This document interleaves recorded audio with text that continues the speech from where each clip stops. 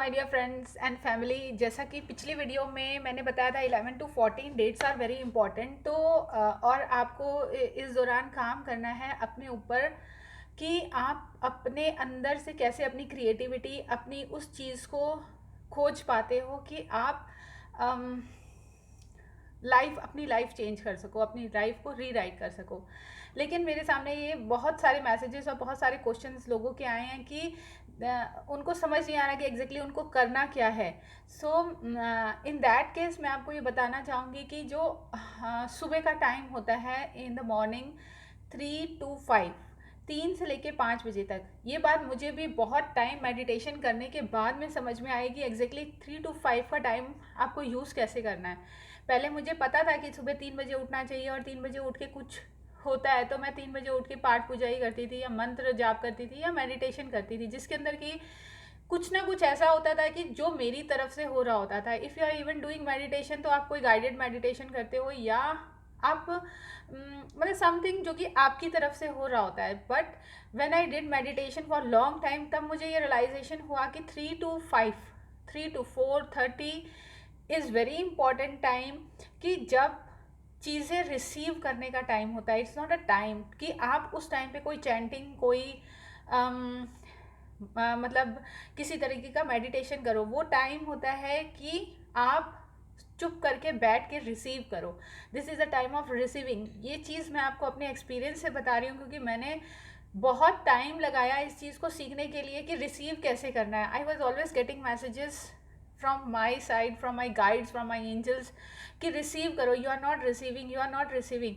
तो मुझे समझ नहीं आता रिसीव करना कैसे है। मतलब I am ready, I am willing to receive, I am always saying that I am ready to receive whatever is going to come, whatever good is coming in my life, I am ready to receive. But मुझे उस receiver को on करना नहीं आ रहा था, जो कि मुझे ऑन करना चाहिए था। When I did meditation regularly, मुझे आज साल 1.5 साल हो रहा है, I am doing meditation 2-3 times in a day. 2 time is not fix, one is fix कि वो फिक्स टाइम पे मैं मेडिटेशन करती हूँ, बाकी 2 फिक्स नहीं है।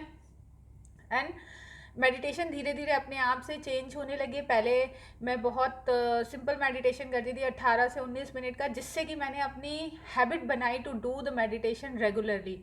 उसके बाद मैंने फिर मेडिटेशन के टाइम बदले 30, 35, 45 minutes, and now I am doing it well.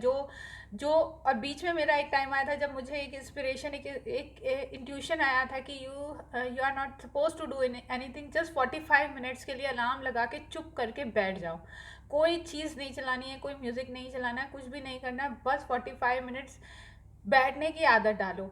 And that thing is paying to me now, कि अब जब मुझे ये चीज़ समझ में आई कि रिसीव कैसे करना है, तो जब आप 3 बजे उठते हो, आपको कुछ नहीं करना। सुबह उठ के जस्ट बैठ के दोनों हाथों को खोल के, अगर आप ज़मीन पे बैठे हो तो चौकड़ी मार के आप ज़मीन पे बैठ के दोनों हाथ खोल के और थोड़ा सा हेड अपना ऊपर टिल्ट करके बैठ सकते हो। एंड जस्ट सी कि आपके माइंड में क्या थॉट्स आ रहे हैं, क्या चीज़ है जो यूनिवर्स आपको देना चाह रहा है। It can be a thought, it can be a story, it can be anything. जिस चीज़ में आपका इंटरेस्ट होगा, अगर आप पेंटर हो तो आपका पेंटिंग से रिलेटेड आपको बहुत सारे आइडियाज़ मिलेंगे। This that is a time universe is giving you, and you are receiving those thing during that time. जैसे ही आपका मेडिटेशन ख़त्म हो, अपनी कॉपी पेंसिल लें और जो जो चीज़ें आपको आई हैं उनको नोट करें। समटाइम इट हैपन्स कि बात बहुत लंबी चल रही होती है, तो आप ड्यूरिंग मेडिटेशन भी, मतलब आपको जैसे ऐसा लगा कि कोई चीज़ स्टार्ट हो रही है आनी है, आप उसी वक्त भी आंखें खोल के पेन पेंसिल लेके अपनी उस चीज़ को लिखना शुरू कर सकते हो, जो कि यू आर फीलिंग कि आपके अंदर कहीं से कोई चीज़ आ रही है। वो आएगी तो मन से ही, अब वो मन से आ रही है, आत्मा से आ रही है, ऊपर से आ रही है, you will realise it later. But ये है कि वो चीज़ यू विल फील कि you are receiving something, downloading type आपकी चल रही है। Then you have to write it down. अगर आपको फर्स्ट टाइम ये लग रहा है कि ऐसा कुछ एक छोटा सा मैसेज है, then it's okay. But even then आपको उसके बाद लिखना बहुत ज़रूरी है। आपको हर हर हर हालत में उस मैसेज को लिखना है।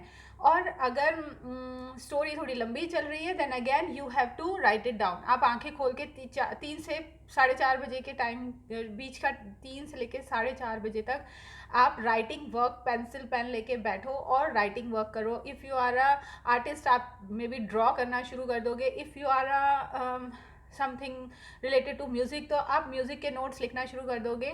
XYZ जो भी है, जो भी हो रहा होगा उस चीज़ को लिखना है, and that is something given to the chosen people. जो अपने पे थोड़ा भी वर्क करते हैं, तो सुबह का टाइम जो होता है वहाँ वो उस चीज़ से ट्यून करके उस चीज़ को रिसीव कर लेते हैं, जो उनको उनकी लाइफ में बहुत प्रॉस्पेरिटी, उनकी लाइफ को बहुत डिफाइन, उनकी लाइफ को एक मकसद दे देती है। तो ये जो दिन है, जो मैंने आपसे बोला 11 to 14 are the important days, आज की मॉर्निंग निकल गई है, क्योंकि मुझे लगा था, मैंने उस वीडियो के एंड में ये बात बोली है कि 3 to 4 अगर आपको कुछ भी समझ में नहीं आ रहा है तो आप उठ के बैठ जाओ और उसको वो करो, बट मे बी वो इतने अच्छे से एक्सप्लेन नहीं किया था मैंने।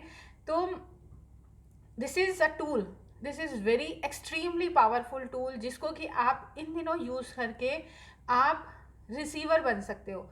हम सब गिवर तो हैं, हम बहुत सारी चीज़ें एमिट करते हैं, अच्छी चीज़ें बहुत ज़्यादा भी एमिट करते हैं, बट हम उन चीज़ों के बदले में यूनिवर्स से वापस रिसीविंग नहीं कर पाते हैं। तो to receive, to become a receiver, you have to get up early in the morning at 3 to 4:30 and you have to sit down and you have to take out your notebook and pencil and you have to note down all the things। जब आप इस practice में आ जाओगे तो आपकी life अपने आप change हो जाएगी। आप जब 4 बजे उठे हो, अगर आपको नींद आ रही है, आप दोबारा आगे जाके 5, 6, 9, 9:30 बजे के बाद आप फिर दोबारा सो भी सकते हो। इट्स टोटली योर चॉइस कि आप उस चीज़ को कैसे अपनी लाइफ में मर्ज करके अपने डेली रूटीन को कैसे चला भी सकते हो। और मीन्स दिस इज़ टोटली हर बंदे के ऊपर है कि वो उस चीज़ को कैसे अपनी लाइफ में मर्ज कर सकता है या मर्ज करेगा।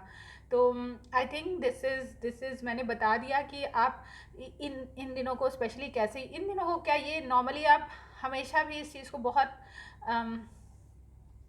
This is a very useful tip कि आप इसको अपनी लाइफ में अगर यूज़ करोगे तो आपको बहुत अच्छे गुड रिजल्ट्स मिलेंगे ही मिलेंगे। आप भीड़ से अलग हो ही जाओगे, अपने आप आपको वो चीज़ें आने लग जाएंगी जो कि आपके लिए अच्छी हैं। आप वही स्टेप ज़िंदगी में लोगे जो कि अच्छे हैं। और अच्छे, मैं जिस चीज़ पे चलती हूँ कि nothing is impossible, impossible itself says I am possible.